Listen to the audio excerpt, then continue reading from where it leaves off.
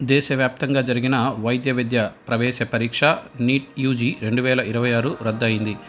మే 3న జరిగిన ఈ పరీక్షలో రాజస్థాన్లో గెస్ పేపర్ లీక్ అయిందన్న ఆరోపణలు దేశవ్యాప్తంగా కలకలం రేపాయి.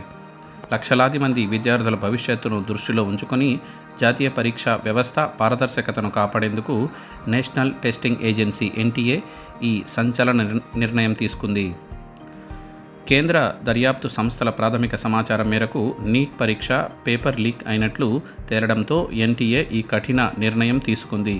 రాజస్థాన్లో గెస్ పేపర్ పరీక్షకు ముందే ఎలా సర్క్యులేట్ అయింది, దీని వెనుక ఏమైనా వ్యవస్థీకృత ముఠా ఉందా అన్న కోణంలో సమగ్ర విచారణ జరిపేందుకు కేంద్ర ప్రభుత్వం ఈ కేసును central bureau of investigation (CBI) చేతికి అప్పగించింది. విచారణకు అవసరమైన అన్ని రికార్డులు CBIకి అందించి పూర్తిగా సహకరిస్తామని NTA స్పష్టం చేసింది. పరీక్ష రద్దు వల్ల విద్యార్థులు, వారి కుటుంబాలకు అసౌకర్యం కలిగిన పరీక్ష వ్యవస్థపై నమ్మకం నిలబెట్టేందుకే మళ్లీ పరీక్ష నిర్వహిస్తున్నట్లు NTA ప్రకటించింది. లీకేజీతో దెబ్బతిన్న ఆశావహులకు న్యాయం చేయడానికే ఈ ఎగ్జామ్ జరగనుంది. త్వరలోనే అధికారిక మార్గాల ద్వారా కొత్త తేదీలు ప్రకటించనున్నారు.